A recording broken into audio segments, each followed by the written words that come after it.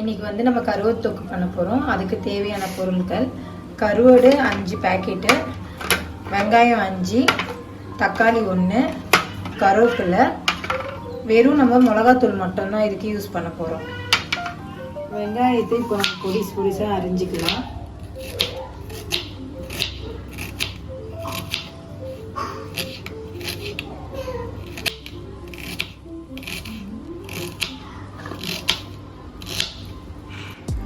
இப்போ தக்காளி ஒரு தக்காளியே அரியணும்.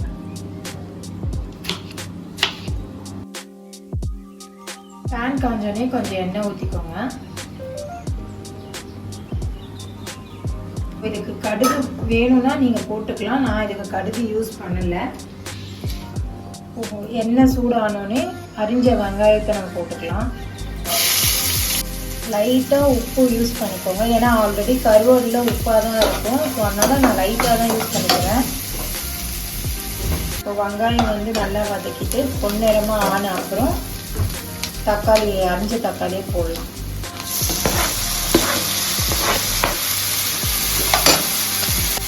தக்காளிக்கு அப்புறம் கருவேப்பிலை போடலாம்.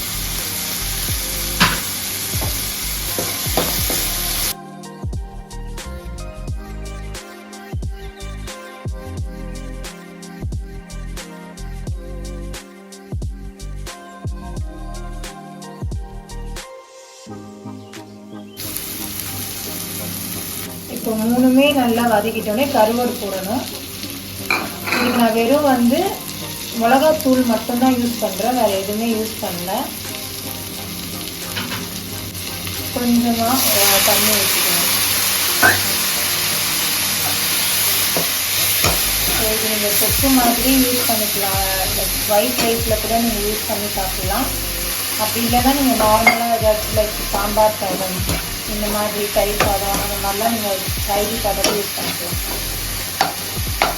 தண்ணி ஊற்றினோடனே ஒரு 5 to 10 minutes இது நல்லா கொஞ்சம் பச்சை வாசனை போகிற வரைக்கும் இதை கொதிக்கிட்டோம். ஆஃப்டர் 10 minutes அப்புறம் பாருங்கள் நல்லா ட்ரை ஆகிடுச்சு. ஸோ லாஸ்ட்டாக நம்ம வந்து கொஞ்சம் கொத்தமல்லி ஊற்றிக்கலாம். லைட்டாக மிக்ஸ் பண்ணிவிட்டு அவ்வளோதான், நம்ம சர்வ் பண்ணலாம்.